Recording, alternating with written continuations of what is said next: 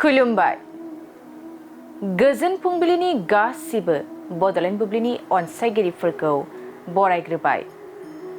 दिनै 25 अक्ट'बर शुक्रबारनि फान्जामुथिखौ फरायथिनो लादों आं किलिकां ब्रह्मआ। फान्जामुथिनि गिबियाव दं मेष राशि।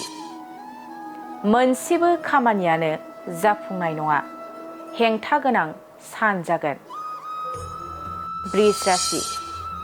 गोदान मिजिं सुजुना दावगालांनो थुलुंगाखांगोन, थांखिया जाफुंसार जागोन। मिथुन राशि। खैफोद गोनां सान जागोन, धोन दौलतआ जोबस्रांलांनो हागौ। कर्कट राशि। मोजां मोननायनि दौलेङाव गोग्लैगोन, गोसोखौ उरां फारां मोनगोन। सिंह राशि। देहायाव सानाय सुनाय बेमार सोमजिनो हागौ, असान्थिजोंनो साना बारलांगोन। कन्या राशि। बायदि हाबा मावनो खाबु मोनगोन, गोजौ फारसे जौगालांगोन। तुला राशि। नखरनि जेंनाफ्रा जोबस्रांलांगोन, गोसोखौ सान्थि मोनगोन।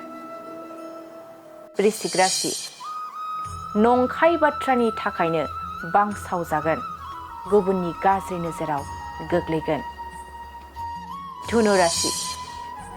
जानाय लोंनायाव सांग्रां जानाया गाहाम, देहाखौ जोबोरैनो खस्थ' मोनखांगोन। मकर राशि।